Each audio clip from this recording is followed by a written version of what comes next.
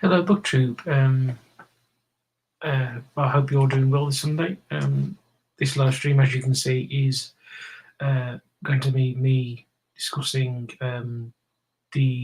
discussing my James Bond reread, and it's called The First Quarter because I've read the first 4 books, and I've decided that, given that roughly you can cut the series of the original Fleming books up into roughly 4 books, 4 quarters. I'm going to do one of these live streams every roughly 4 books. I should say that I'm rereading the original Fleming novels, the several Fleming books, which consists of 14 books altogether, 12 novels, and 2 collections of short stories. And so far this year, starting in January, I have read in order the first book, Casino Royale, Live and Let Die, Moonraker. If you can see that, sorry about the light, it's not very good here. That's better. Moonraker. And Diamonds Are Forever. And in this live stream, my objective is to discuss my overall view of those 4 books, and also sort of James Bond in general, and also talk about a bit about the film adaptations and sort of James Bond in general, sort of James Bond sort of media beyond the books as well. But since we haven't got too many people watching at the moment, I won't go into great detail on all that. People trickle in. So I can see that we've got Sean here. Sean is first. Hi, Sean. For those who don't know, Sean has a BookTube channel, a great channel. So if you've not subscribed, I very much recommend you go and subscribe to it, particularly if you're a big fan of science fiction. As Sean has not as an exaggerated to say, very much a encyclopedic knowledge of science fiction, particularly from what was referred to as the Golden Age, from I think 39 up until 64, roughly. So there's a recommendation for you on science fiction.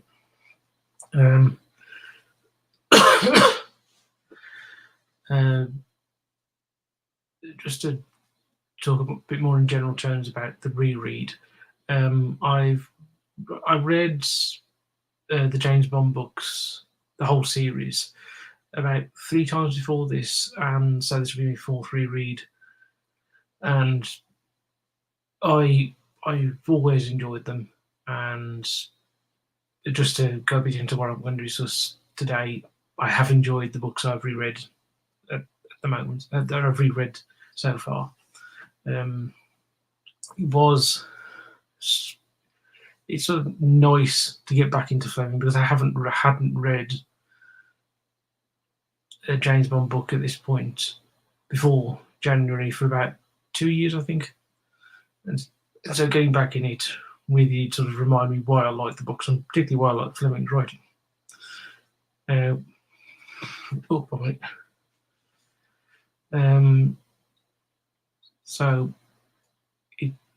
So I'm glad I've done it so far, and I'm really, as I say, enjoying the reread. So since we're about 4 minutes in, I'll sort of start discussing sort of things in general terms. So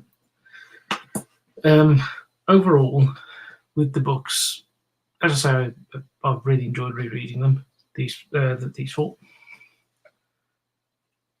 And so going through them each. As the first novel, Casino Royale is very sort of it's conservative in what it does, because it mostly takes place in a sort of a fictional casino resort on the Channel coast of France, and it doesn't go beyond that. The only real scene you have, there isn't it on that stretch of coast, is the sort of briefing scene which you get in every Bond novel of Bond being given the mission from M, and that was being the first novel, it isn't particularly. It isn't as sort of stereotypical as it becomes later on, but you very much get you very much get in this book, though sort of conservative in what it does get sort of the main points down, and Bond being given the brief, sent on the mission, has a Bond girl, goes up against a main villain, along with a set of henchmen who he has to deal with, and then the villain gets defeated due to a climactic fight of some sort. Though, should be pointed out, the main villain in this, who is the Chief, is killed, but not by Bond. The main plot of this is that there is that the Chief is the head of he is the treasurer of a French communist trade union, which is controlled by Moscow, and he's a member of a Soviet intelligence service called SMERSH, and he has lost a great deal of the money of the trade union, which he gets from Moscow, and he's at the Casino Royale, which obviously the name of which gives its name to the novel, to gamble what money he's got left and from his winnings get enough money to put the lost money back into the union's coffers before SMERSH finds out. But it is mentioned quite early on that SMERSH already know he's done it, and so one of the things in this book which is really good is you get the sense of of the Chief being under a clock which he sort of knows about but isn't totally aware of, and so that the Bond knows that he's sort of under a ticking clock as well. But again, he doesn't know to what degree, because when I think at the point when it's mentioned in the novel, I think in the second chapter, I think, about SMERSH sending somebody, they only know that the SMERSH operative in question, who they don't have a proper identity for, is in Berlin, and so that sort of comes to sort of the denouement with the Chief, because it's a SMERSH agent that kills the Chief, not Bond, and that does actually set up things for the later novels, particularly the sequel, because the SMERSH agent doesn't kill Bond because he hasn't got any orders to, so he carves with a knife on the back of Bond's hand the initials. Can't remember the name, what the exact letters are, but in Russian Cyrillic they are short for Smirnon, which is death to spies, which is what SMERSH is short for. So no, Smirnon is SMERSH's full name, but what the SMERSH agent puts on the cards on the back of Bond's hand is Smirnon, and so naming it as a spy. And this sort of sets up, as I say, sort of Bond's sort of motive for many of the future novels, which is to get revenge on SMERSH. And another part of this is you get introduced to, you get a strong Bongo, which is Vespalind, who's on this cover here, who is a very strong character. And in fact, one thing I will say is that the stereotype you get of Fleming's novels of the women being not very well written and being effectively sort of sexual playthings of Bond isn't true. I mean, it certainly isn't true for Vespalind, and it's not really true for any of the Bond girls you get in the other three novels.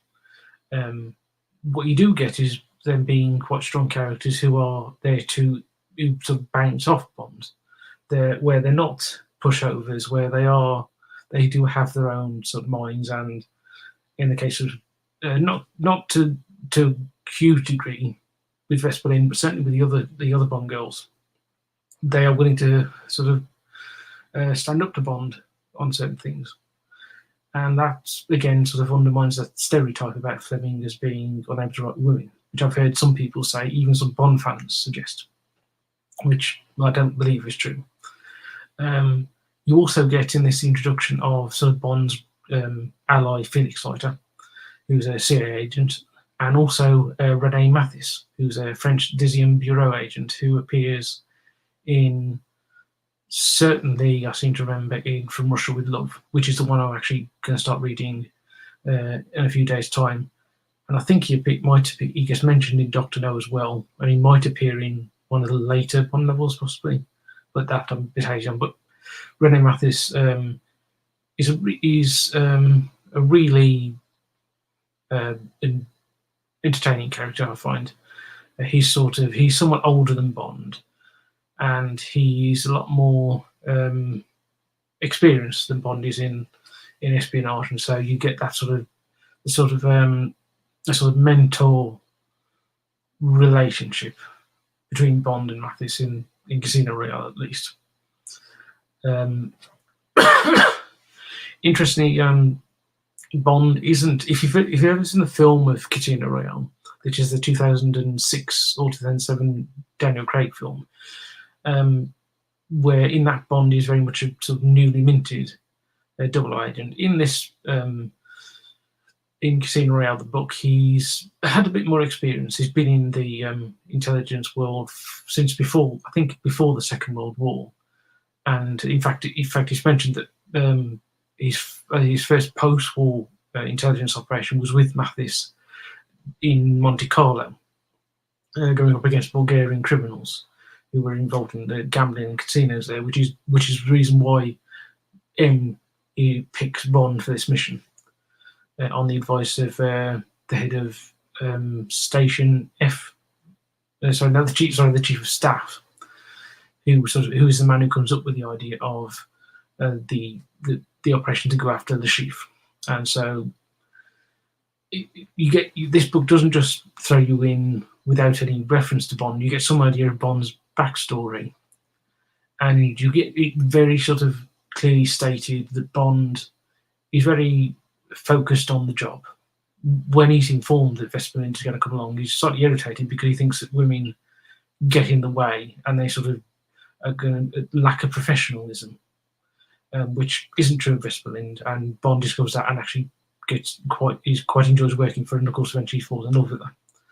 And this novel ends with Bond, that sort of leads Bond to almost consider leaving the intelligence services to marry Vesper Lynd. That sort of doesn't happen because it turns out that she is. Then I don't think I'm going to spoil anything for a novel that's how old, sort of 71 years old. That Vesper Lynd is a Soviet mole, and she's one of the reasons why Bond gets captured by the chief after Bond successfully bankrupts him and tortures him. And so that sort of leaves Bond to sort of repudiate his sort of feelings towards her and the idea that he was going to leave the service. And with the famous line, ends with the famous line reporting to London about Vesper Lynd being a traitor. And when he says that, it says was a threat. I think it was a threat. Actually, let me just read. So I can read the last line. It says, "Pass on at once 303. So 30303. 3030 was a double working for Redland. Yes, damn it, was. Yes, damn it, I said was. The bitch is now dead." And so Bond sort of becomes sort of cold and reverts to sort of professionalism, and that's something that does actually recur through the other four books I've read of Bond's sort of balancing his sort of emotions with his very much cold-blooded professional sort of situation, a professional outlook of his job. And so I really enjoyed that. I think I enjoyed Casino Royale more this time than I did when I reread it the first time, and certainly more than I did the last time I read it. The first time I read this was actually when the film came out, and so I actually read the book before the film came out, before I saw the film. And just to discuss the film, since since I mentioned it, as an adaptation of the novel, it's reasonably well done. I mean, it's obviously modernised, and they changed the location from the French coast from the French Channel coast to Montenegro, I believe, is where that's set, where it's set. And of course, the game is changed from baccarat to poker, which I suppose that was done purely because more people nowadays play poker than baccarat. But the scenes in the casino where Bond is playing cards against the chief, the film really does get the sort of tension you feel, and sort of excitement that you get when reading Fleming's description of the game. Because one of the things about the book that I found really enjoyable this time compared to particularly the first time I read it was I really did feel drawn in and held by the way Fleming described the sort of the baccarat game, and that Martin Campbell, who's the director of the Casino Royale, really was able to translate that to the screen. And whilst there are some changes, obviously, as I say, the changes in the film being adapted from the book in the modernisation, obviously the plot of the Cold War and the Soviets isn't there, and that's changed for terrorism, for Le Chiffre being a terrorist sort of funder. But the central plot of him of having lost money and then having to make it back before the people higher up are able to find out is very much there. And the action scenes are really good. One thing I would say about the film is that it makes Bond's sort of acquiring his 00 status too much of the film. I mean, in the book, obviously, Bond has a bit of isn't a sort of overly experienced 00 agent. He's only killed 2 people at that point, but you get the sense that was over the course of a period of time. I mean, in fact, reading it, one of them is a Japanese agent, and one of them is a traitor in Norway, I believe, and that gives you the suggestion that those 2 operations took place during the Second World War. And so Bond was carrying out these as that experience from the war, and that, or I should say that these are not the only 2 killings that Bond's done, but they're the fact that his his 00 status is relatively new, but it's not so brand new. Whereas you really do get that in the film, which I think sort of lessens the Bond in some ways. It makes him a bit less James Bond, as it were. Because obviously there's going to be, James Bond would, if Fleming had ever written such a book, have been less competent and less, say, polished when he first became a 00, but in the film Casino Royale, he seemed a bit too rough, a bit too unformed as Bond, and so that will be my main criticism of the film. However, overall, that film is a great film. It's a very good adaptation of the original novel, particularly given, as you say, modernised version. However, I would love to see an in-period adaptation of Casino Royale. Particularly sort of in-period adaptation of all the novels.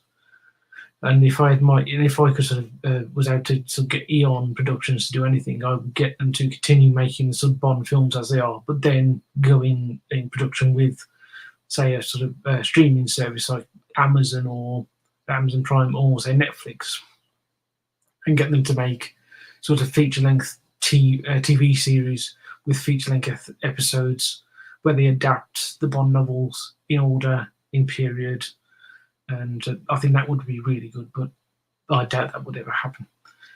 So, moving on, we'll go to the next book, which is my favourite. It's Live and Let Die, and this was published in 1954, and it's where Bond's sent over to America, and he's having to deal with a SMERSH agent called Mr. Big, who is a black gangster who was originally from Haiti, and he is funding Soviet intelligence operations in the US with gold, with pirate gold that is found in Jamaica, and he's smuggling into the US, and then he's melting it down and then using it to fund operations. This is my favourite Bond book because it's the most quintessential Bond book, in the sense that Bond gets given the mission. He goes abroad to an exotic location, and the US of the 1950s, for a British audience in the 1950s, was exotic, and it's still, and for somebody in the modern era, it is still exotic. He goes to New York and then to Florida and on to Jamaica, and again Jamaica then that's now is a sort of exotic location for most people living in Britain or some Western world. And he has his ally there. In this case, it's Felix Leiter who reappears. He has a great villain in Mr. Big, who really is a great villain. He is not, as he could have been, a racist stereotype. He really is the point is, never is his villainy put down to his race. In fact, in the sort of briefing that Bond gets, M points out that makes the point. Now, the way that race is handled in the book is a bit clumsy, but it's not necessarily really offensive. And one of the things that sort of Fleming has M say is that that sort of African Americans are advancing, and they've had many sort of sportsmen, writers, judges, soldiers, and so on. And so now it's about time that they would throw up a great criminal mastermind as they've grown, as they've sort of thrown up great geniuses for other fields, and Mr. Big is a genius in this book. He's not stupid. He's highly intelligent and very effective, and the way that he is able to keep his power is by exploiting superstitions around voodoo, which he himself does not believe in, but he knows that people living in Harlem and in Jamaica really do, and so he plays that up to the maximum, and sort of that enables him to sort of have a sort of terrifying grip on the people who work under him, and keeps people from stepping out of line, because if they do, he has them killed in a brutal manner.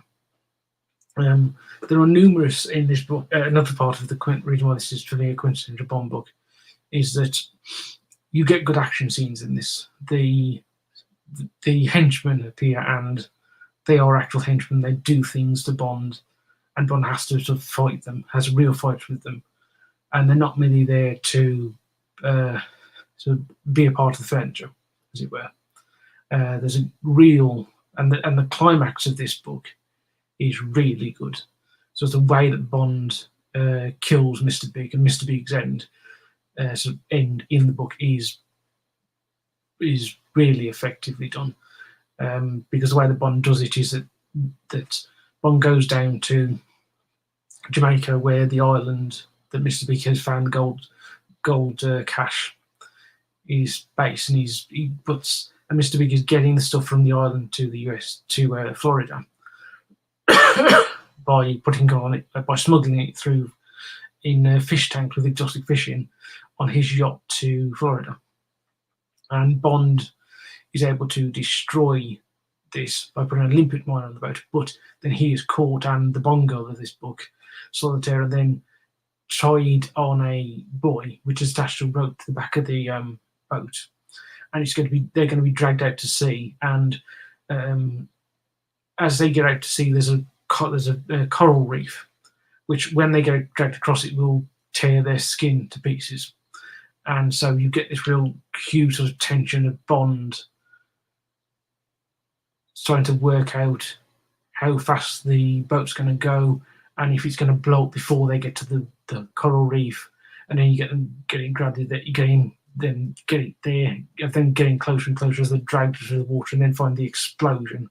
And it really does build up the tension brilliantly, and is absolutely magnificent when the sort of explosion comes and you see Mr. Big's final death, because he just survived the explosion, but throughout the book is referred to the fact that he has greyish skin because he's got a heart condition, and what kills him is he's sort of injured and straining to swim, and then his heart gives out and he kills him, and you sort of really get really get sort of the sense of this being the great genius has been killed, he's gone.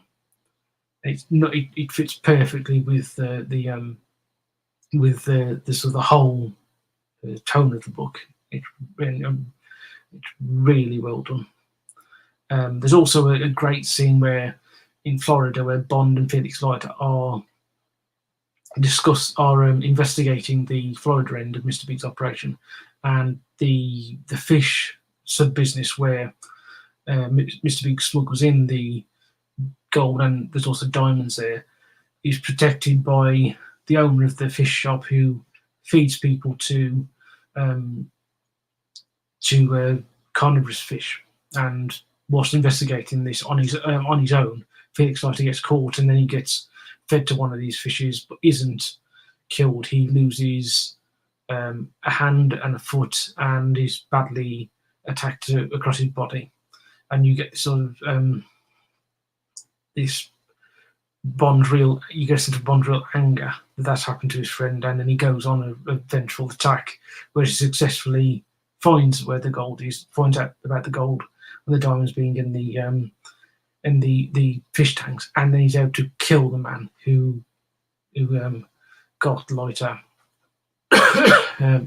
who fed Leiter to the fish. So that actually seems really good as well.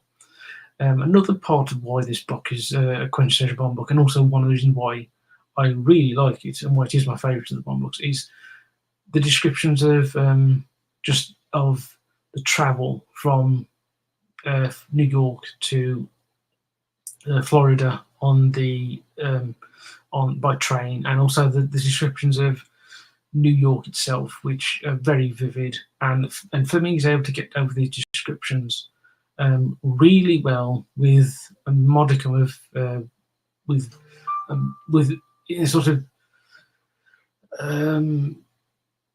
a sort of with not necessarily a minimum of dialogue, but he's able to get over the sense of things without having to go overboard in description.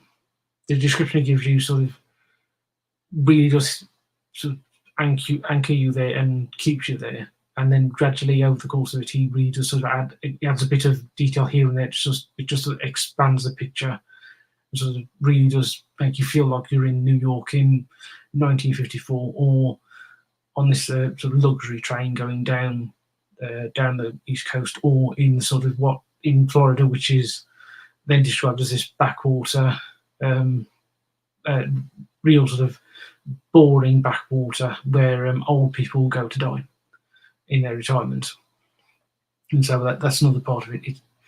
Overall, this is, as I say, my favourite of the Bond books, and rereading it, all those things came back, and it really did reinforce why it is my favourite. Now, on the since I've mentioned the Casino Royale adaptation, I'll mention the Live and Let Die adaptation, which is Roger Moore's first Bond film, and I think it's his best Bond film, because it was obviously being adapted about. I think the film came out in '73. They had to change some of it because the racial element, which, as I say, wasn't malicious, and it does show that Fleming's not sort of racist, not sort of racist or anti-black, but it was clumsily done, and it wouldn't have been acceptable at that point in the 70s. And so they sort of had to take that bit out, change that bit, and also they obviously, because in the films the Soviet element has been removed, they have to change Mr. Big from a sort of Soviet agent into a drug dealer, who also happens to be the Prime Minister of a fictional Caribbean island called Dr. Kananga. And it's not the best adaptation of the Bond books, but it's not the worst either. And it's a really enjoyable film on its own. The scenes in New Orleans are great, especially the opening scene where you have the jazz band, the funeral jazz band, come through, and the American agent who's watching this asks a chap who's stood next to him, who looks remarkably like Papa Doc Duval, which, given the sort of given that Dr. Kananga seems to in some ways be inspired by the Papa Doc Duval, who, for those that don't know, was the dictator of Haiti in the 60s and 70s, is a funny sort of thing to see. The American agent asks this chap whose funeral it is, and he just says, "It's yours," and then stabs him, and then he drops to the floor. He drops to into the gutter, dead, and then the funeral cortege has this has a coffin which they put down, pick him up, and as soon as they pick him up, the jazz band goes from being sort of restrained and depressed into this huge sort of lively sort of jazz march, which is really entertaining, and the whole film is entertaining. And Jeffrey Holder, who plays Baron Samedi, who is one of Dr. Kananga, Mr. Big's henchmen, is magnificent in it. He does all the sort of choreography for the dances in it, and he plays up the sort of Baron Samedi sort of mythical side, sort of supernatural side to it really well. One thing I will say that the book really did improve. The film really did improve on the book. Is that that the Bond girl Solitaire is a lot better in the film, where she's played by Jane Seymour, than she is in the book, where, frankly, she's a bit of a wet blanket. She's not a very good Bond girl by any stretch of imagination, especially when compared to the two Bond girls that come either side of her. And so that's one thing I will say they definitely improved on. Now, moving on to the next book, we've got Moonraker, which was published in 1955. And in this, Bond is sent to investigate the goings on around the Moonraker rocket, which is a rocket to sort of to fire Britain's nuclear deterrent, which is being funded by the millionaire and sort of national hero Sir Hugo Drax. And so Bond uncovers the fact that Drax is in fact not British but a German and an unrepentant Nazi who is working for the Soviets, and the plan is to drop the Moonraker rocket on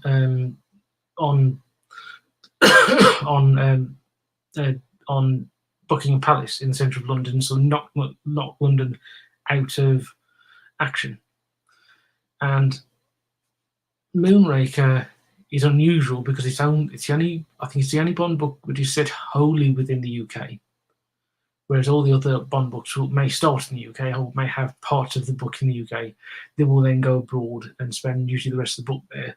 This doesn't. It's set in London and the southeast of England, particularly around Dover. And it's also marked out by the fact that you have, I think, arguably the strongest villain in Hugo Drax, where Drax is this, who is, though he's in the book, though at the end of the book you sort of discover he is this megalomaniacal Nazi with a sort of huge sort of urge to get revenge on Britain, which is why he's working with the Soviets. But also, before the book, you get this sense of him, the sort of cover he's under really does give you the sort of cover he's got. He's of a sort of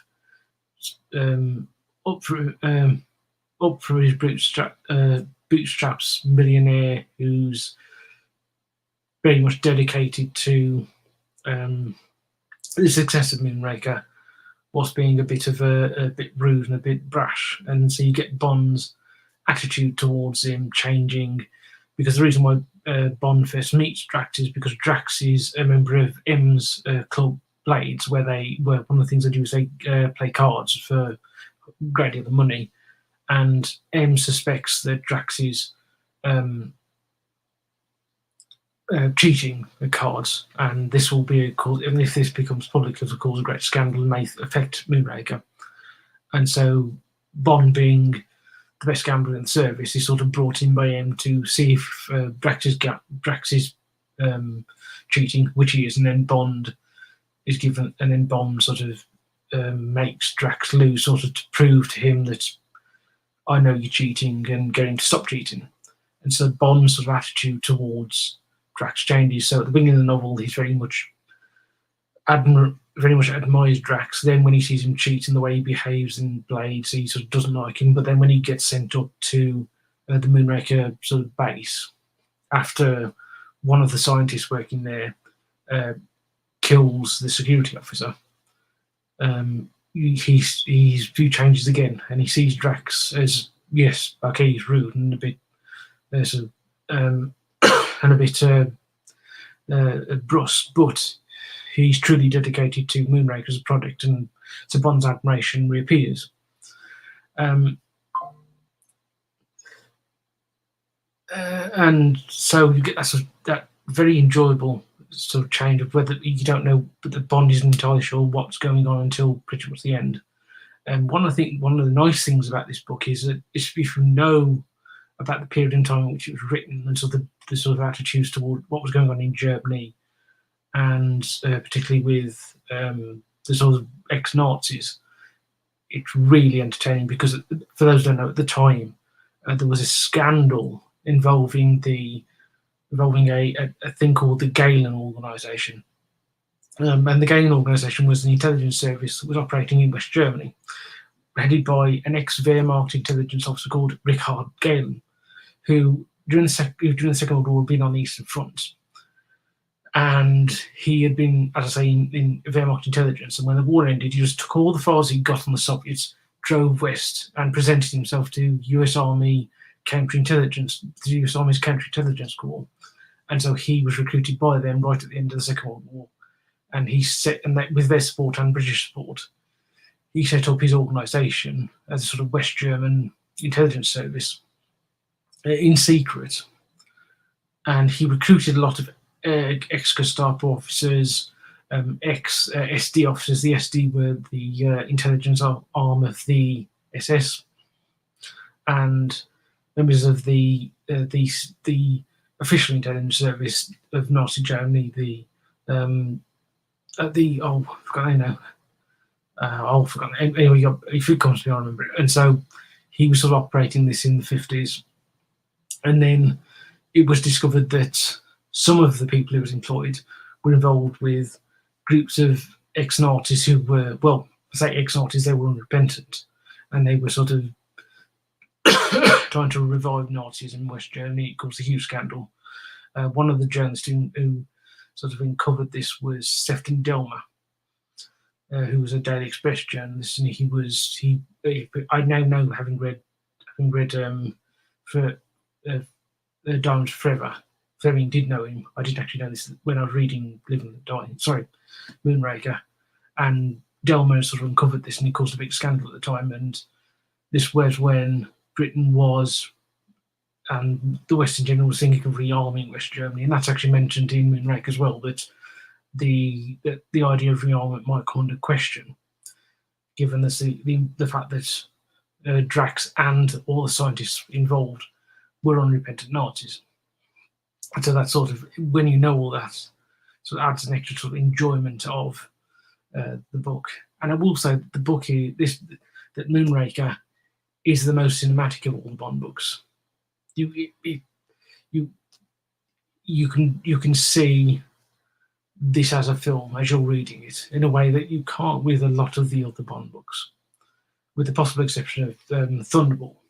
And the reason for that is that, like Thunderball, it actually began as a film script that Bond couldn't get, that Fleming couldn't get made, and so he turned it into a novel.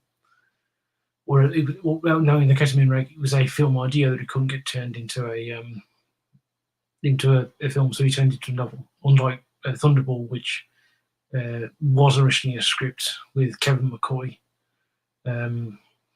that sort of led to huge sort of legal reasons and sort of wrangle over the rights. Fortunately, that wasn't true of Moonraker. Now, when we come to the adaptation of Moonraker, I hate it.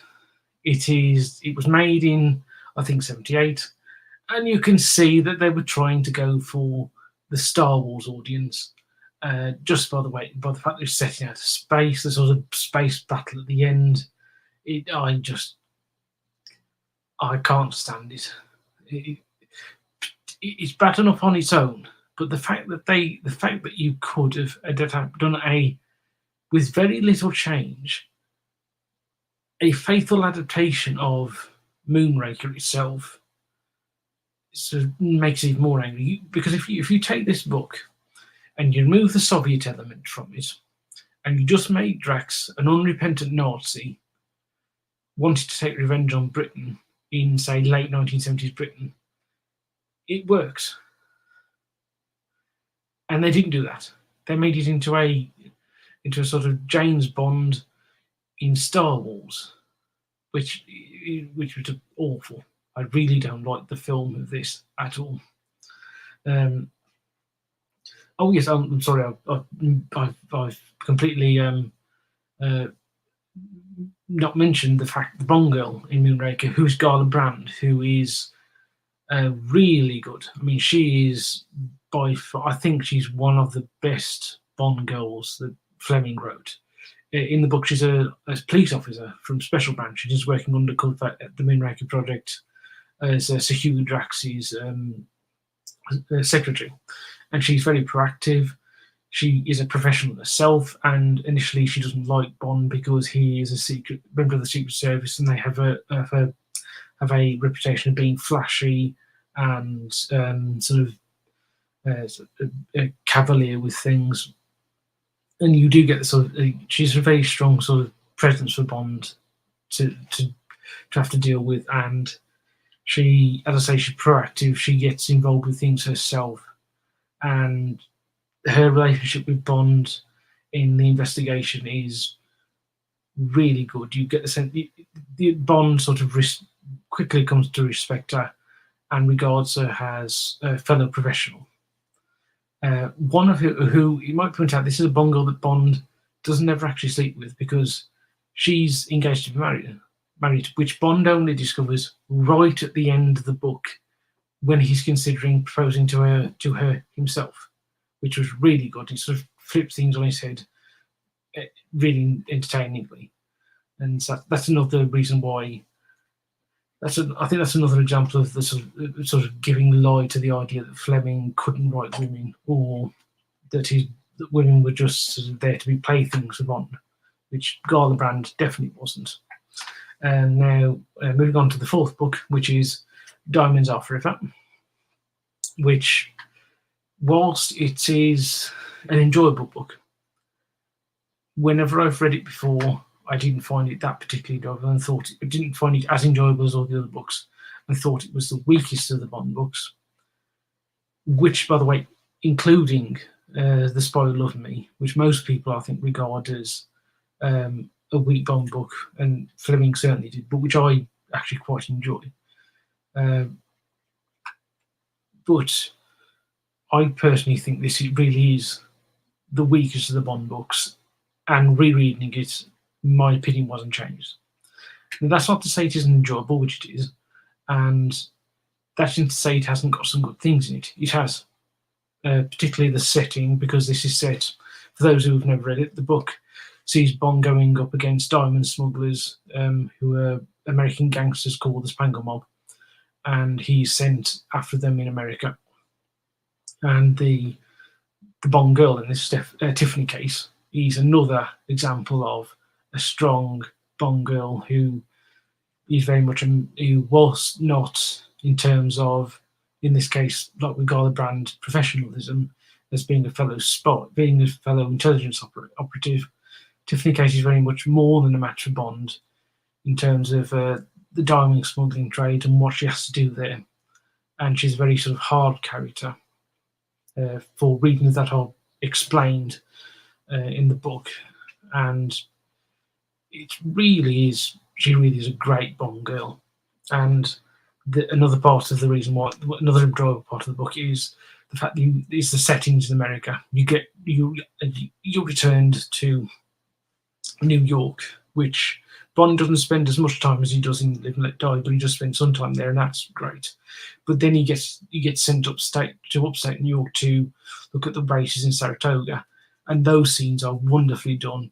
You get a real sense of the horse racing world there, the involvement of the mob, and you also get to see the mob in action, and you get to see how much of a threat they are. And and then the scenes in Las Vegas are great. You get a real sense of Las Vegas in the 50s, the sort of gambling culture and the sort of garishness, and also again the mob controlling it, which was very true for the time. But the weaknesses in the novel are also apparent from the start. The fact that Bond is not going up against Representative Smersh or against representative of the Soviets like Hugo Drax, an agent to the Soviets like Drax.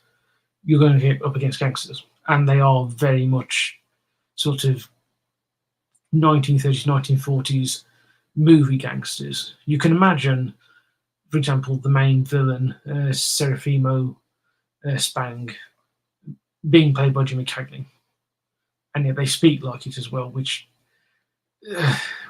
seems, as I say, they seem like stage gangsters, and they don't seem very sort of. They're nowhere near as well drawn and well developed as the Chief and his henchmen, or those of Hugo Drax, Drax and his henchmen, all that of certainly nowhere near as good as Mr. Big, for example, and his henchmen who sort of go after Bond and Felix Leiter. And also the way that Bond deals with the gangsters is it's anticlimactic in many ways. There doesn't seem anything like the sort of great scenes you get in Live and Let Die, or even Casino Royale and Moonraker, where he comes up against a villain a couple of times and then defeats him in a big climax. And then there are a couple of sort of notable henchmen who are well drawn out and who sort of Bond has a fight with and eventually kills. It seems very flat. However, I will say there is one upside. One of the other good things about this book is that Felix Leiter reappears, and you get to see that whilst it was clearly he was out of action because of what happened with Casino Royale, happened in Live Let Die. It wasn't permanent, and he's now back on his feet, and he's no longer working for the CIA, but he's working for the Pinkertons. And it's nice to see him back, and he's also a nice part. He's actually quite an important part of the book. He sort of works with Bond as an unofficial ally because the Pinkertons are going after the Spang mob for other reasons than Bond, and he actually is an important part of helping Bond at the end of the novel get out of the US with Tiffany Case, and so that was nice to see. But overall, not a particularly, not, as I said, it's enjoyable, but frankly the weakest of the Bond novels. The film adaptation, it's all right. I like it. However, it is frankly the weakest of Sean Connery's films, mainly because he doesn't seem to have his heart in it. This is not the Sean Connery of You Only Live Twice, or any of his other Bond films. It's sort of again, like with the book, it's enjoyable, but it's not the best. Now, overall, I've enjoyed rereading these 4 books, and my opinions have not fundamentally changed on rereading them. In fact, if anything, they've just been reinforced. I'm looking forward to starting sometime in the week From Russia with Love, which is the next book, which again I've always found to be really good, and so I wouldn't be surprised that when I do another of these live streams, that's the opinion I come to. Now, now that I've been speaking for nearly 50 minutes, if anybody's got any questions, I'm happy to answer them. If you've got any questions about the Bond books or just James Bond in general, any of the films, anything like that, so I'm happy to answer them. So,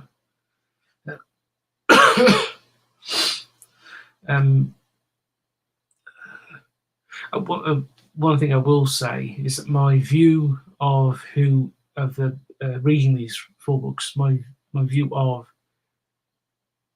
who was the closest of the James Bond actors to the literary Bond has changed. I used to think it was Daniel Craig. Now I think it's Timothy Dalton, who very much, for me, plays Bond as close to the Bond of the books as you'll get on screen, as far as I'm concerned. Daniel Craig, when he plays him, he gets the hardness and the professionalism, but the humour is lacking there, which wasn't true of Timothy Dalton. You get the hardness and the professionalism there, but you also get the humour and sort of, in some ways, the sort of lightness that Bond has, where Bond is quite sort of jovial and when dealing with certain people, particularly friends. So when he's dealing with Felix Leiter or Rennie Mathis, there's a really friendly sort of ease there and a friendliness, which you don't get with Daniel Craig's character. And also there are various sort of minor characters who are sort of Bond allies, who Bond sort of takes to immediately and really does have a sort of easy rapport with. And a good example of this is from Diamonds Are Forever. There's a character called Ernie Curo. Curo, yeah, it is Curo, who is a taxi driver who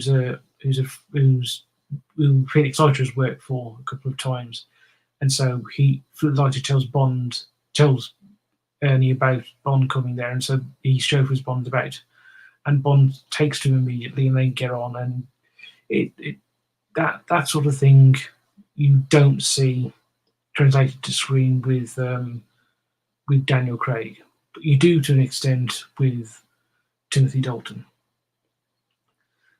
So that is the one thing, rereading the books, that has changed. But that obviously that isn't about the books themselves.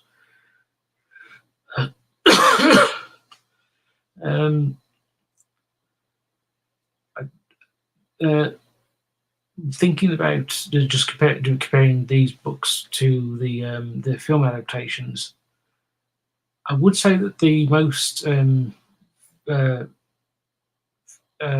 book like Felix Leiter in the films is the actor. I've just looked his name up.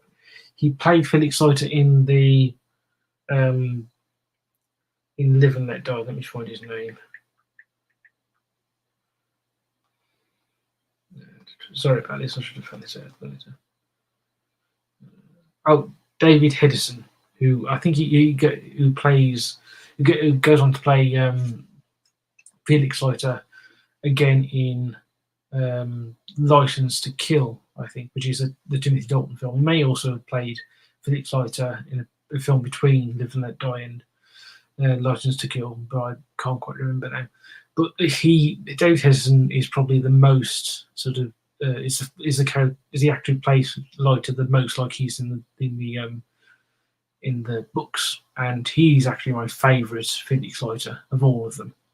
Jeffrey Wright in the Daniel Craig era was all right, but he wasn't as sort of the relationship with Bond was a lot less friendly and a lot more sort of distant than it was than between Felix Leiter and Bond in quite a lot of the previous films, and certainly more than it was in any of the books.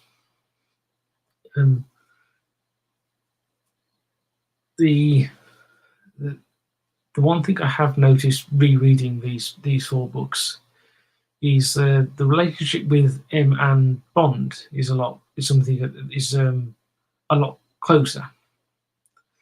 For some reason, I seem to remember from when I reread them previously, I always thought there was more distance to Bond and him, but it becomes very clear even in Casino Royale that there's a genuine sort of not just respect for sort of warmth between the two men, and very much that M, even if he's gruff and he doesn't like to admit it, and he certainly doesn't admit it to Bond, has a great deal of concerns.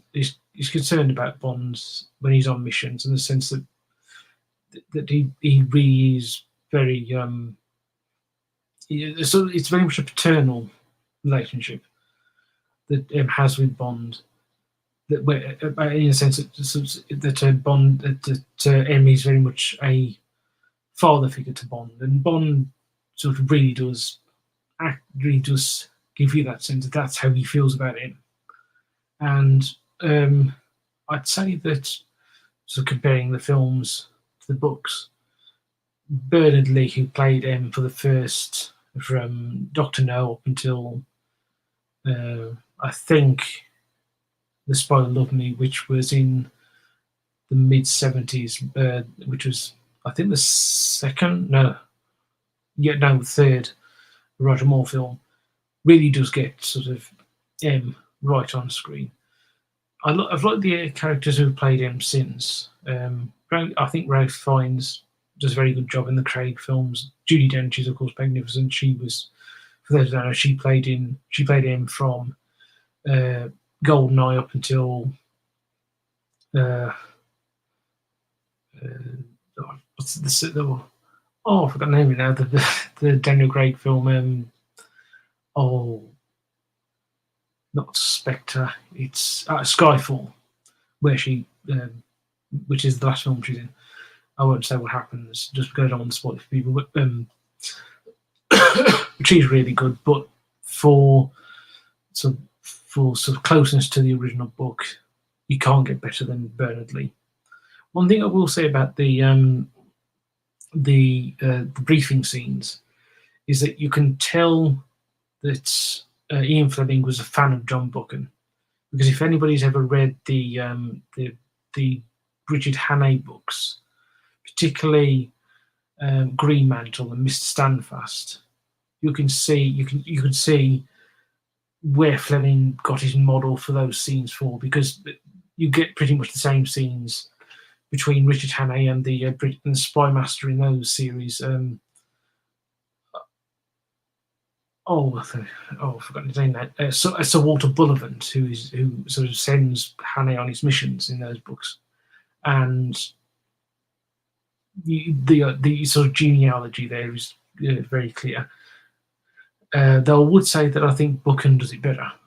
The scenes between Hannay and Bullivant are far more enjoyable and far more well done than any scene between Bond and him. I think partly because Bullivant isn't really ordering Hannay to go on the missions. He's asking for his help, and Hannay agrees to it. Whereas with Bond and him, it's very much a junior officer and a senior officer, even if there is that, as I described earlier, some paternalistic relationship between M and Bond.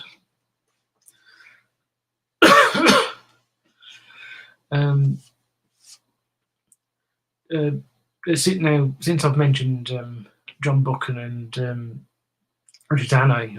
Since I'm going to since we're going up to an hour, the next half an hour, because I think I'm going to knock off at about 7:30. I think I will discuss sort of the sort of stuff that came before Bond, that sort of influenced Ian Fleming.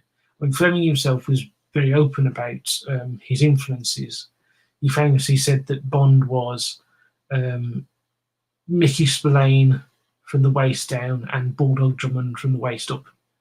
And you can certainly see the sort of Drummond's influence on Bond, the sort of violence, the sort of element of real enjoyable sadism. And when I say that, I don't mean that in a way to criticise the book. Usually, because the sadism is usually be carried out by the villains against Bond, and you get that sort of playful violence that you get in Bulldog Drummond, particularly the first book, which is called Bulldog Drummond. And though obviously he isn't in this book yet, in the books yet, Carl Peterson, who is the sort of main supervillain against whom against whom Bulldog Drummond goes up against, is clearly a sort of a model for Ernst Stavro Blofeld, who is the head of Spectre, who appears for the first time in Thunderball, which is about 4 books away from me. So that will be discussed in the next live stream where we have. But also, I think that you could say that Carl Peterson is to a degree a model for all the sort of big sort of villains that Fleming has bung up against. Though I would say none of them have the same sort of humour that Peterson has with Drummond, because in the Bulldog Drummond books, Peterson there's a very sort of he's sort of charmingly evil, and he and Drummond have a sort of friendly antagonism. They're sort of jokes and jostling each other when they meet throughout the novel and in the other novels as well. One I will say also say that Emma, I think it's Irma is the is I think let me just double check this, because Carl Peterson has a woman who is called his who is seen as his sort of right hand woman, but she's what's her name? Sorry about this. I'll just look up. There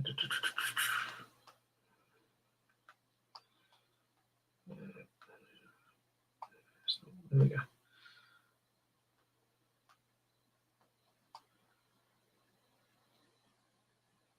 Oh, a name. Sorry, I have to find out the name at some point. I'll leave it in the description at the afterwards. But she's a sort of femme fatale, sort of vaguely Oriental femme fatale, who is quote unquote Peterson's daughter, who's clearly his lover, and she sort of seems very much the model for the sort of femme fatales that appear to a degree in the Fleming books, but far more, I would say, sort of influential on the femme fatales that appear in the films.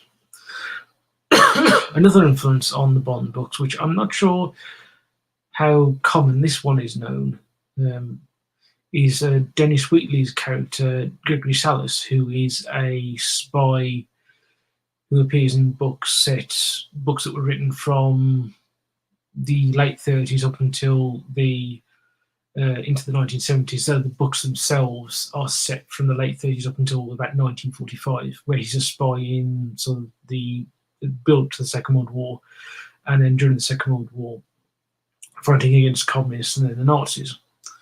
And you sort of, and within Wheatley, not just within the Gregory Salas novels, but within Wheatley's novels, all sort of all over, you get sort of that, you get an element which appears in the Bond books of sort of luxury of describing food, of describing brands. Though in Wheatley, he doesn't, as in Fleming. Whereas in Fleming's books, Fleming will name check a brand, and he will name check a particular meal done in a particular way with, say, with a certain sort of ingredient from maybe a particular hotel or an area, if you understand, which has been sourced from a particular area, or he will mention a brand of alcohol.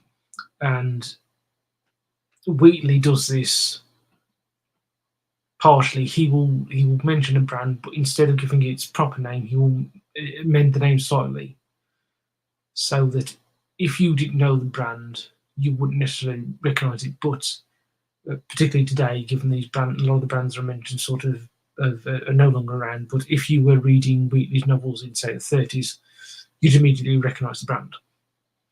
That's very much something that Fleming gets from Wheatley. And also, Wheatley does action really well.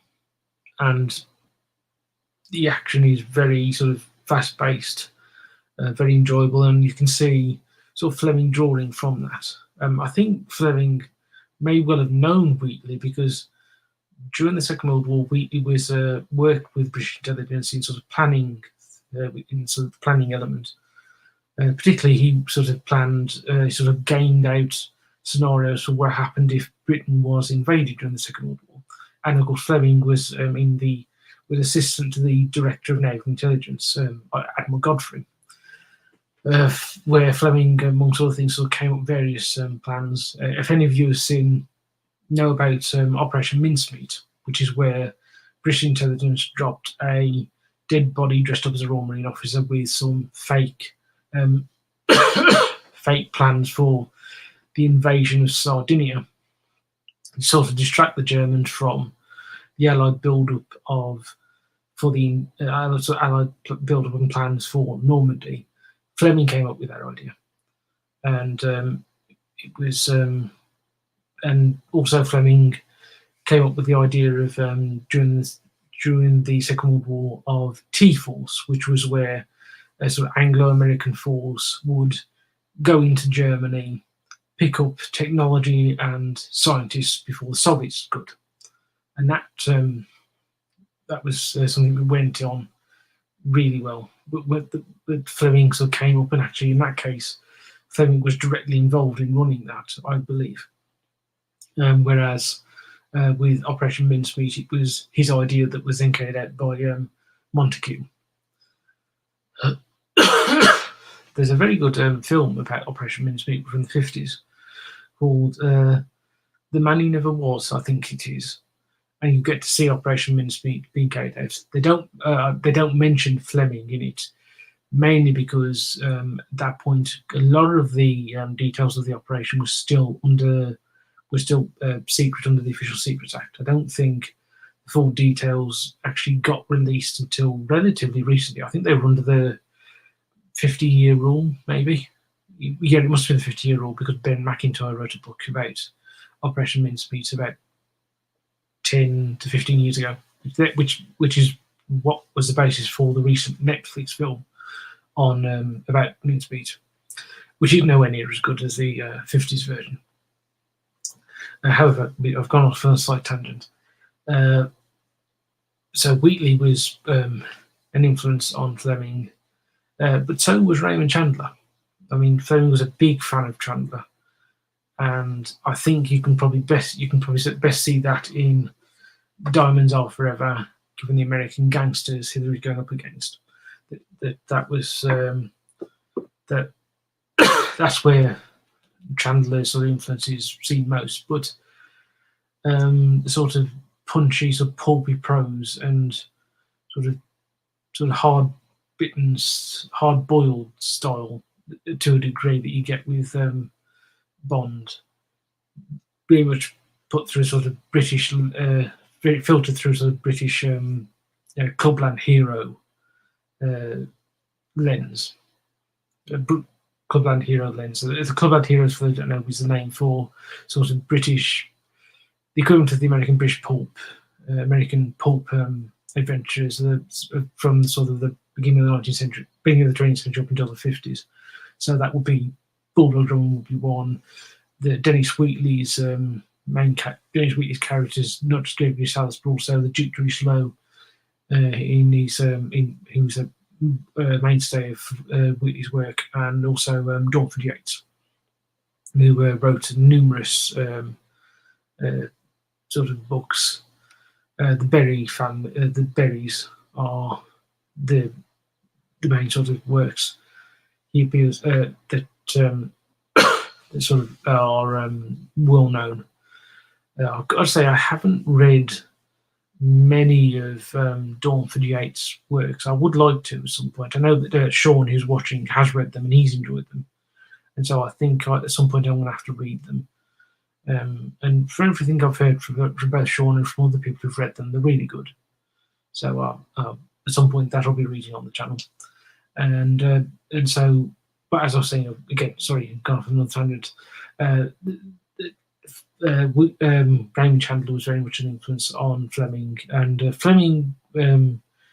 Chandler actually read the Bond novels and enjoyed them, and so there is some mutual admiration between the two. I'm not sure if Dennis Wheatley ever read the Bond novels. I wouldn't be surprised if he had, and I can't imagine he wouldn't have disliked them, because whilst Bond is not the sort of character he would have written, because Wheatley was very much a sort of pucker, sort of honourable chap who the idea of sort of what Bond does, the way that sort of Bond acts certainly wouldn't be the way he would have acted and the way that heroes in his books would have acted. But nevertheless, I think I can't imagine he would have disliked them. Dislike the Bond books, or Bond particularly. I'm just thinking if there's any other influences on Bond that I can think of, because you've got, obviously I've mentioned Buchan, Wheatley, Dorford Yates, Sapper, who wrote Bulldog Drummond. Trying to think.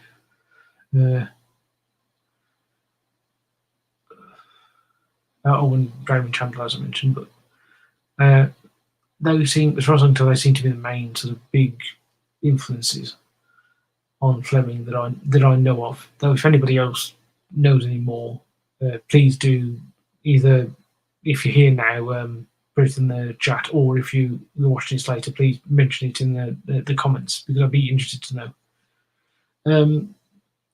One of the things that sort of also one sort of influences of Fleming, it's surprising to me now reading the books, reading these 4 books, how much the real world influenced Fleming, in particularly parts of the book. So in Casino Royale, there is an attempt on Bond's life in the casino, and it's by a man using a gun hidden inside a Malacca cane. And that's, I didn't know this when I first read it, but subsequently I discovered that was based on an attempt during the Second World War to assassinate Joachim von Ribbentrop, who was Franz von Papen, who was the German ambassador to Turkey. I think that was an attempt in 1943, and then also in Moonraker, there's the reference to the werewolves. During the Second World War, the Germans established sort of stay-behind units whose job was, when sort of the German forces had withdrawn or the war ended, they were to carry out a guerrilla insurgency to fight on. And that's mentioned. And also there's the sort of went on in the German undercover units during the Battle of the Bulge in the Ardennes, particularly the operations of Oscar Skorzeny, who was a sort of German special forces officer during the Second World War. And Drax is described as being one of these sort of units that had the job of going undercover as Allied soldiers and then causing mayhem behind enemy lines. And that's something that I'm not sure how well known that was in Britain. It may well, because of the Battle of Bulge and the knowledge of the Battle of Bulge in the United States, have been more well known in the US at the time that Moonraker was published. But I'm not sure how well known that would have been in Britain. And so the fact that Fleming knew that and sort of influenced him, certainly sort of that's very much an important part of Drax's story, because it's during one of these operations that he actually gets his unit actually gets sort of wiped out by an operation he's carried out, and this leads to him being mistaken for a British soldier and then coming back to Britain and becoming Hugo Drax, the millionaire war hero that Bond sort of believes him to be at the beginning of Moonraker. Sort of that's why he becomes that. And so I'm surprised. So that was a real world thing. I'm surprised. It seems interesting to me that Bond that Fleming put that in. When I'm not sure how well known that would have been in Britain. And of course, there's the stuff that I mentioned earlier about the sort of neo-Nazi stuff going on in Germany at the time, the rearmament, and sort of the concerns that were going on within Britain and within well, not Britain, but within NATO around sort of Germany and the sort of German rearmament and sort of the Nazis in West Germany. One thing I did notice, one thing that is nice in the book, again going back to Moonraker, is that whilst Fleming doesn't name the Prime Minister, it's very clear that it's Winston Churchill. I mean, you don't even have to be particularly sort of well versed in Churchill to know. It's just by the way that Garland Brand speaks about him and the way that the piece of dialogue that is in the book is clearly Churchillian, and so it's that's a sort of nice thing to be, because you don't sort of these sort of real world things are not necessarily something you associate with Bond, particularly if your main sort of introduction of Bond and sort of involvement with Bond is the films, and you get sort of throughout the books. I seem to remember, particularly from what I can remember of From Russia with Love, you get the Cambridge spies get name checked, and actually in Diamonds Are Forever, Sefton Delmer gets mentioned, which is sort of interesting thing that sort of Fleming, whilst Bond is very much in the films, but to a degree in the books, obviously not a realistic way of portrayal of espionage. It's not completely removed from real world in a way that people commonly say it is. Let me just say that. Hello, Tony. Hope you're doing well. I should say that if you, for those who don't know, I'm not sure how long you've been watching, but just to explain, I'm doing a reread of the original Bond stories, and I reread the first 4 Bond books, which are Casino Royale, Live and Let Die, Moonraker, which obviously is the thing I was just talking about, and Diamonds Are Forever.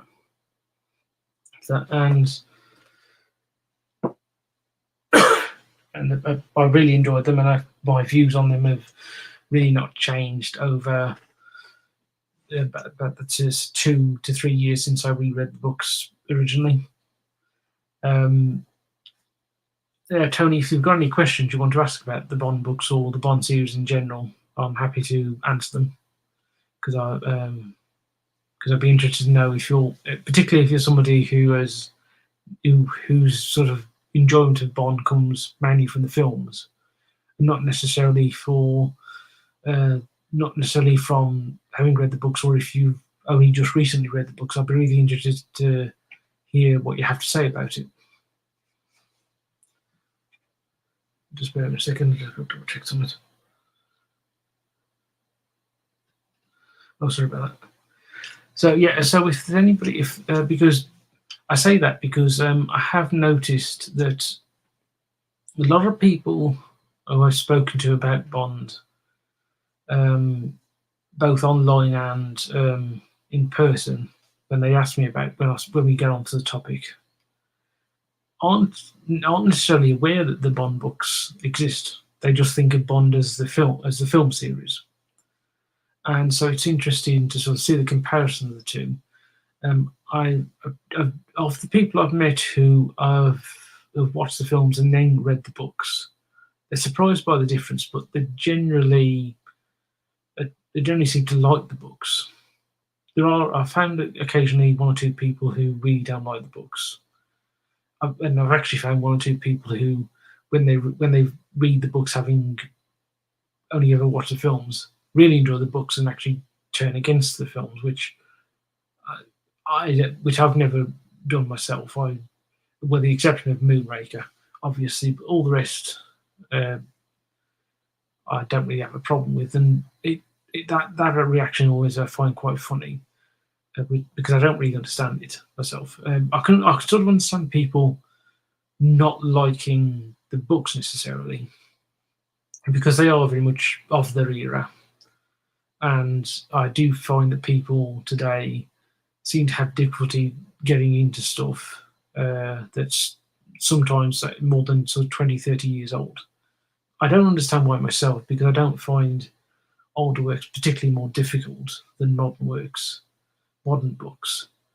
I can understand if you go back further beyond into the 19th century with some stuff, but even then, I mean, you can read works that were written in the 19th century that aren't that particularly difficult. And obviously, Fleming is only writing from the Casino Royale is published in 53, and then Man with the Golden Gun, which is the last Fleming novel, and sort of Fleming book as well, is published in 50. Oh no, sorry, it is the last novel. The last book is the short story collection Octopussy and Living Daylights. The Man with the Golden Gun is published in 65, and so it's not not that long ago, really. I mean, it's within he's writing within the lifetime of certainly my grandparents and certainly my uncles. So and so I don't understand why people would find his writing difficult. I can understand why they might find the attitudes expressed in the books sort of difficult, but even then, when it comes to that, I've always found that if you read a book from the past and you are shocked that the books have opinions and attitudes which are different from today and in some cases are unacceptable today, that's not a problem with the book, that's a problem with you.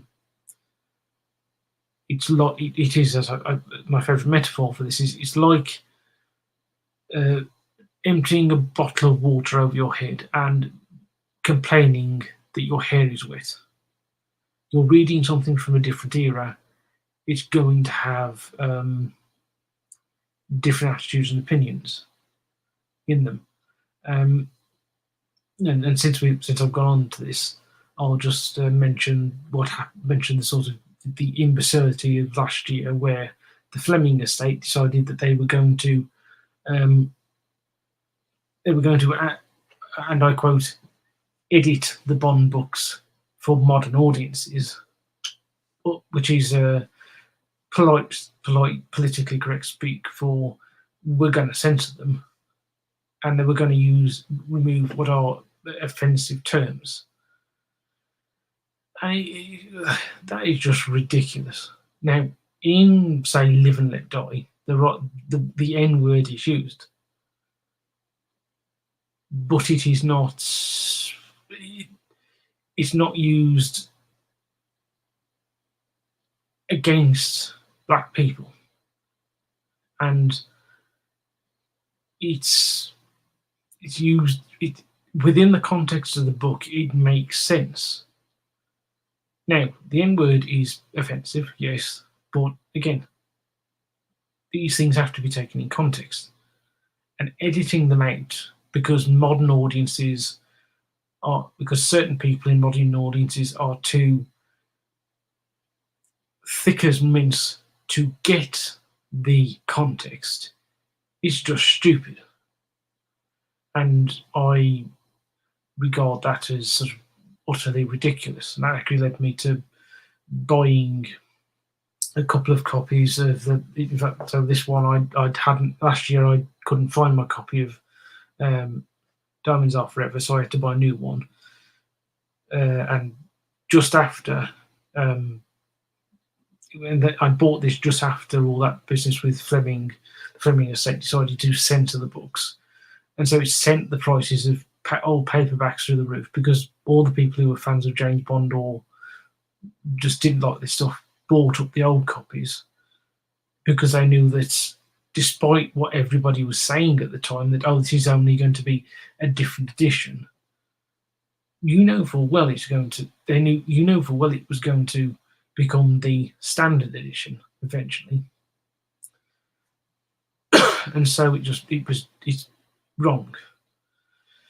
Frankly, at this point, when it comes to this censorship business, I can't wait for 2032, which is when the Bond books go into public domain, and the Fleming estate loses the copyright, loses the rights to publish them solely, because then you will get, thankfully, the uncensored versions being published again.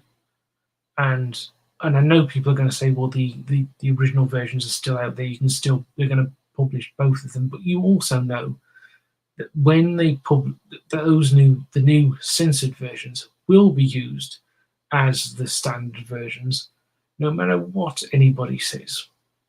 And so, frankly, I cannot wait until 2032 when they become, or 2034. I can't remember which date, when it becomes public domain. When that sort of, frankly, that can be challenged properly with a publisher who will go out of their way to publish the original Bond novels without any censorship and without any interference for the sake of, quote unquote, modern audiences. A phrase that I personally loathe. Now, sorry about that sort of rant, but I felt I had to say something about that, because it is something that sort of irritated me then, and it still does now. Though not as much as it irritated me when they went after P.G. Wodehouse, which really did piss me off.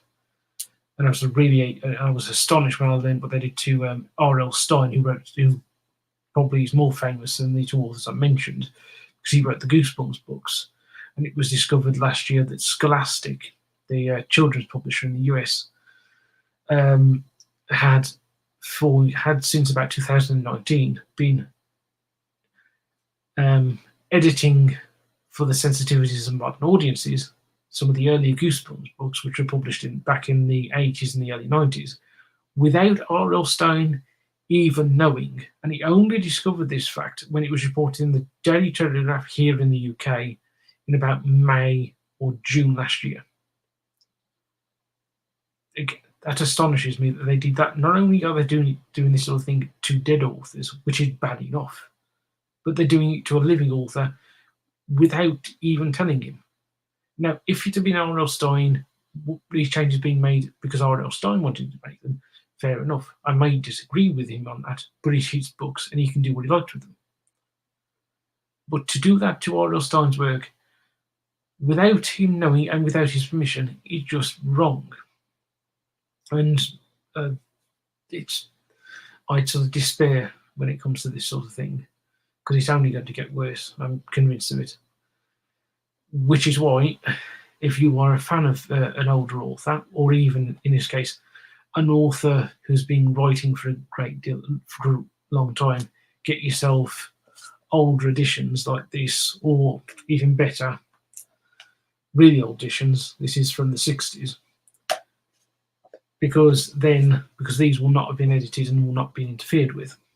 Now, to round things up, because we're coming to the end of the stream, I will sort of end on a sort of happier topic, which is actually a discussion of these which I'm not actually. I can probably get it better on Casino Royale because it's a lot brighter. Because as you can see, this is a Pan paperback, which the Pan was the paperback publishers for Fleming in Britain in the 50s and 60s, and this edition was published in 1963, and it was first published by Pan, it says here, in 1955, and they have these truly beautiful covers. I mean, I really would advise anybody who's not seen these to put into Google images James Bond Pan paperback covers and just look at them, and they're wonderful.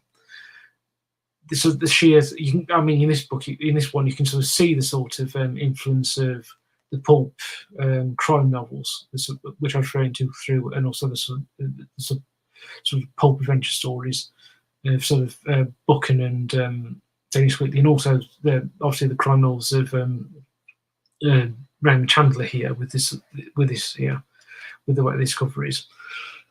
But these covers are absolutely beautiful. And the other one I've got here is obviously Moonraker, which isn't, frankly, I don't think the best cover, to be frank, because as you can see, it's not. I don't think it's very obvious, but that is actually Moonraker, the rocket. It sort of leaves you wondering sometimes what they thought when they came up with this cover, because it's not at all obvious what that is. I know there was another, the American. I'm not sure if it's a paperback version or hardback version that was published first in America. Is really good, because that one has an image, has the rocket in the background, the base of the rocket in the background, and then Bond and Garland at front, and it sort of really does give you an idea about what the story is about. I will just get one more. Oh, I've got another Pan paperback, and it's actually a book I'll be reading, next book one, which, as you can see, this is from Dr. No, and that's a great cover. Interestingly, this cover and the was actually done for this edition. It was first published in 1960, and this edition is printed from 1970. And I think that cover, by the look of it, let me just see if it says anything on the background here. That cover, I think, is actually the original 1960 cover, which is interesting when you think about the Dr. No film and Ursula Andress's portrayal of Honey Rider in that film, where she's dressed up very much like this. And if that is the original sort of cover from 1960, that's a very sort of prophetic, because it's from what I can remember, that is the way that it is the way that Honey Rider is eventually dressed. From what I can remember in the original novel, when she appears out of the sea, she's actually naked, but for the belt and the knife. So I will do a bit of research by the time I come to the next live stream and see if this is actually the original 1960 cover, because it'd be fascinating if it is. Now, some of the later paperback covers from other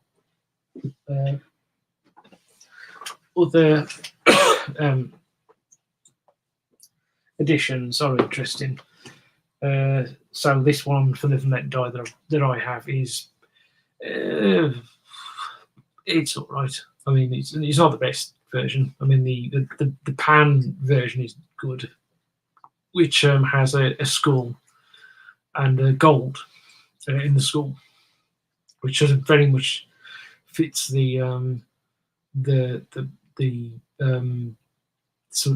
very much suits the book. But this is all right. I think this is to do with the voodoo element myself, though I'm not, I've got to be honest, I'm not quite sure. Now, I would say this one, this is that one's, let's have a look. This is, did it say this is, sorry, oh yeah, that's a Penguin edition from, let's have a look. 2002. So that's, yeah. This one, however, is Penguin Modern Classics, and I think that as a cover, that as a cover is good. It sort of gets over sort of it gives you an idea about the novel. So that's obviously Tiffany Case, and obviously Diamond's been known for forever, so reasonably good, yeah, overall. And then there's this one, which is obviously this is what I'm going to be reading next. Is Diamond's, which is from Russia with Love, which as a cover I think is reasonably good. I mean, so you've got the train, obviously the Orient Express. This I think is Romanoff, the Bond girl. I'm not entirely sure why that. For years I've had this, I thought they were dice, but they must be keys for a typewriter, because there's the Spectre device in this book. So that must be the keys from it. So that's something I've only just noticed. But that does actually make sense. And then of course you've got, somewhat anachronistically, if you see on the back here, that's meant to be a Walter PPK, which is obviously Bond's traditional gun in the films. But in the book, in this film, this is the last book where he uses it. He uses a Beretta with a skeletonized grip. So that's a bit of a sort of film, sort of anachronistic sort of film influence there. But I've got to say that again, that's this is interesting. This is another penguin as well, as you can see, and this must have been. Let me have a look when this one was published, because this was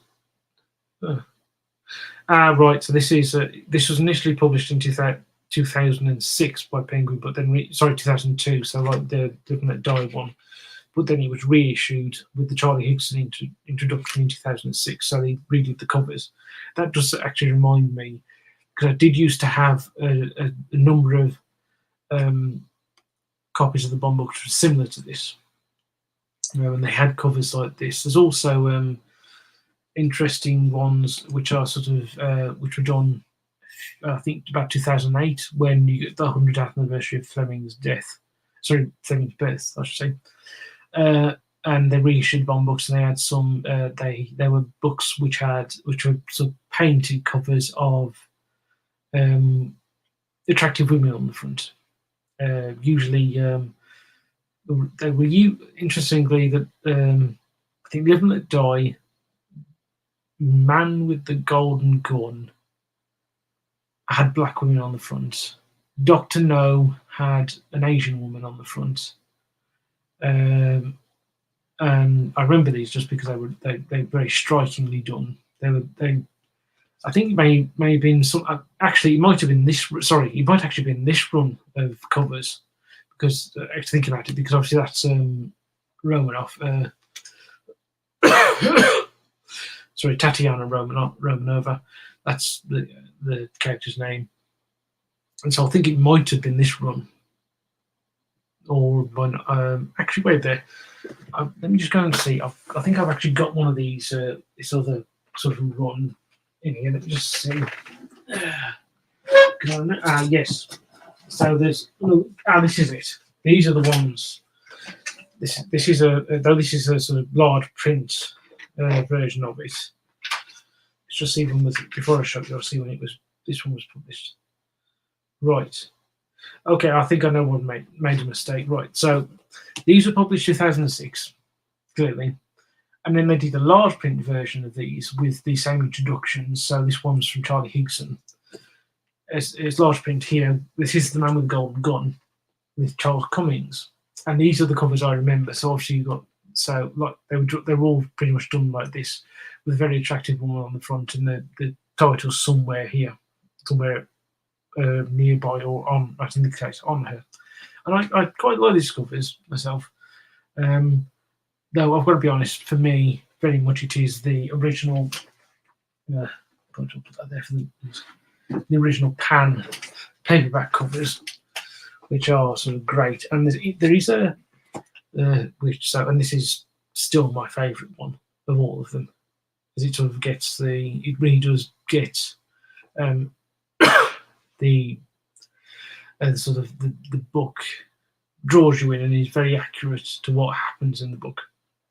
But there is I think on Instagram, there's a Bond fan who is a very talented artist who has done posters for all the Bond films, including the most recent Daniel Craig film, No Time to Die, in the style of a pan paperback, like that. So with the sort of yellow sort of block there with the title, and then I think he actually has this bit at the bottom on them with 007, but I don't think he has that there. But and the cover art is done in this style, of a scene from the film. I remember the one I saw, which was really striking, which I really enjoyed the most, was I think it was on a Majesty's Secret Service. And it was Bond, where Bond was taking part in the attack on the hilltop, on the mountaintop Swiss hideout that Blofeld has, and that was really good. If I remember, I will leave a link to this to their account so you can take a look for yourself. It's really good. Now I can see that I've been talking for just over an hour and 40 minutes. So with that, I will say goodbye to you, BookTube, and probably the next live stream will be, well, obviously it'll be after I've read 4 more books, but the next 4 books, let's have a look. So obviously it will be, that's the next one to read, From Russia with Love, and then it'll be, it'll be Dr. No, Goldfinger, and For Your Eyes Only. Now, For Your Eyes Only is one of the collections of short stories, so it might be 5 books, because I think For Your Eyes Only has only got 5 short stories in them. They're not particularly long, so I may well make it 5 books until I get to the next live stream, which will mean that the book I will read last before the next live stream will be Thunderball, which will sort of take me up to, so I should have named this a 3rd, because looking at it now, I will be doing a 3rd, because the last Bond book is the Octopussy Living Daylights, and so the plan is I will be reading From Russia with Love, Dr. No, Goldfinger, For Yours Only, and then Thunderball over the next coming months. I should be able to get those done, if I say 1 a month, so April, May, June, July, August. So in August will probably be when the next live stream is, and then after that it'll be September, October, November, December. So December. So rough plan will be the next live stream for the Bond reread will be in August, and then the final one will be in December. So those 2 may well be earlier, depending on how I go with this, because I may well read through this, get through this early this month, and if I do, I'll go straight on to Dr. No. I should say that on Wednesdays on my channel, I put up a video which doesn't discuss the book topic, but discusses a topic to do with film, TV, or radio, in terms of radio comedy or radio plays. And I've decided now that from now on, until I get through, until I reach the end of them, I'm going to start doing a review of the Bond films, which are adaptations of the books in the order in which the books were published. So the first one, which will be coming out this Wednesday, will be Casino Royale, then Live and Let Die the following Wednesday, Moonraker, and so on. And so that'll sort of linking with this. But that'll be more in depth, and I'll discuss a lot more to do with the music, which I really enjoy, the Bond sort of theme tunes. But with that, I will say goodbye, and I will see you possibly in August, possibly before then, in terms of live stream, and I'll certainly see you again in the week in terms of just my BookTube content. Goodbye.